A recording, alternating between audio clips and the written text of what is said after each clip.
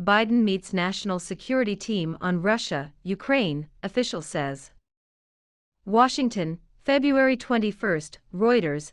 U.S. President Joe Biden is meeting his national security team on Monday about Russia and Ukraine, a White House official said, as Russian President Vladimir Putin weighed a request by two regions of eastern Ukraine to be recognized as independent, a move that could give Moscow a reason to openly send in troops.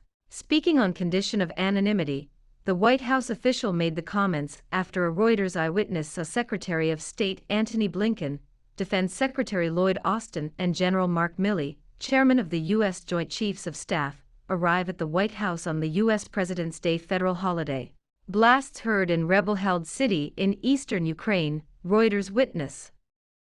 Donetsk, Ukraine, February 21, Reuters.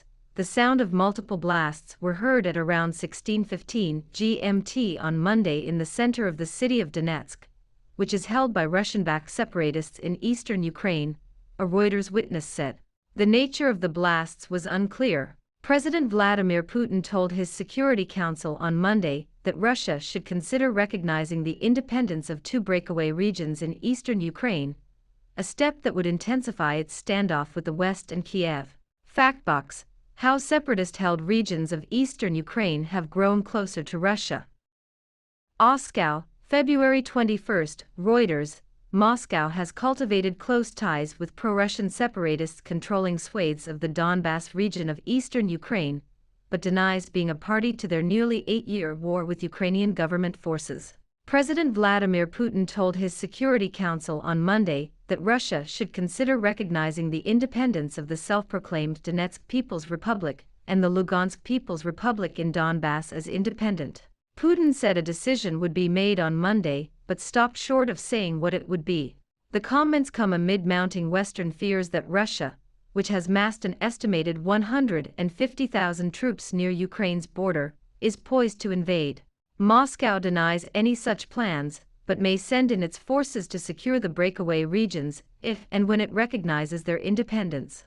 Russia's State Duma, the lower house of parliament, has already asked Putin to recognize the independence of the two regions, which are overwhelmingly Russian-speaking. Senior officials, including the defense minister, also urged Putin to act on Monday.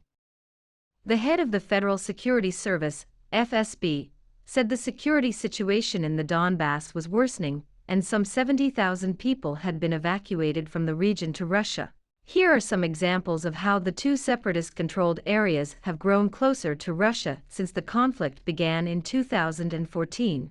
Former Russian President Dmitry Medvedev said on Monday that Moscow had issued 800,000 Russian passports to Donbass residents since President Vladimir Putin signed an order in April 2019 allowing them to apply for citizenship under an expedited procedure. The European Union at the time said the measure was an attack on Ukrainian sovereignty, while Ukrainian President Volodymyr Zelensky called for more sanctions against Moscow. In May 2021, Zelensky described Moscow's initiative as a first step towards annexation of the region. Financial support.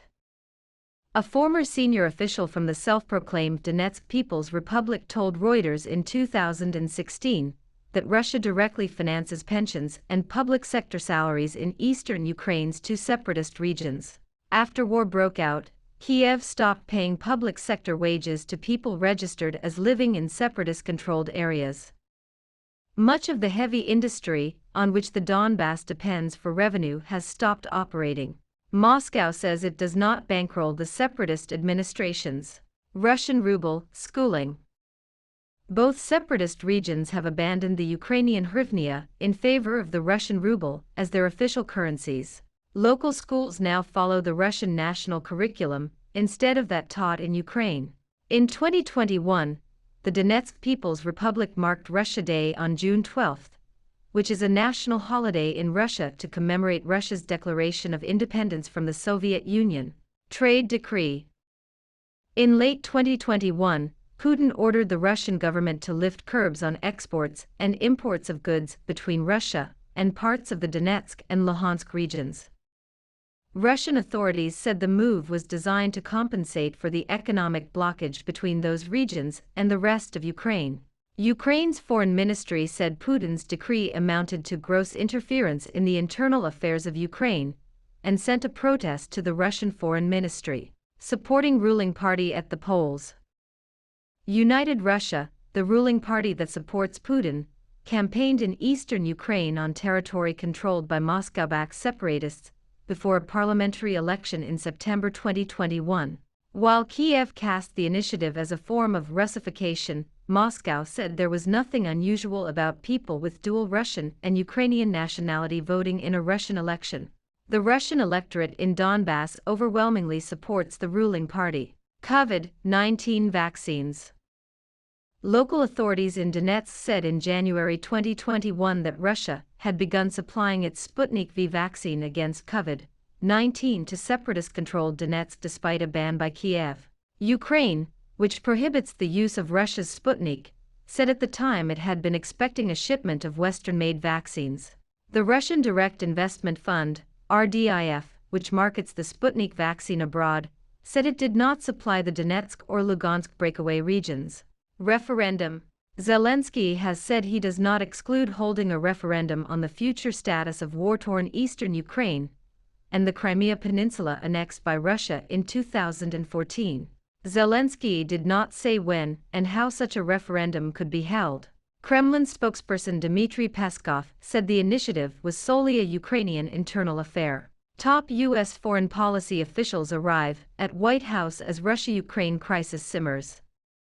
A Reuters eyewitness saw Secretary of State Antony Blinken, Defense Secretary Lloyd Austin, and General Mark Milley, chairman of the U.S. Joint Chiefs of Staff, arrive at the White House on the U.S. President's Day federal holiday.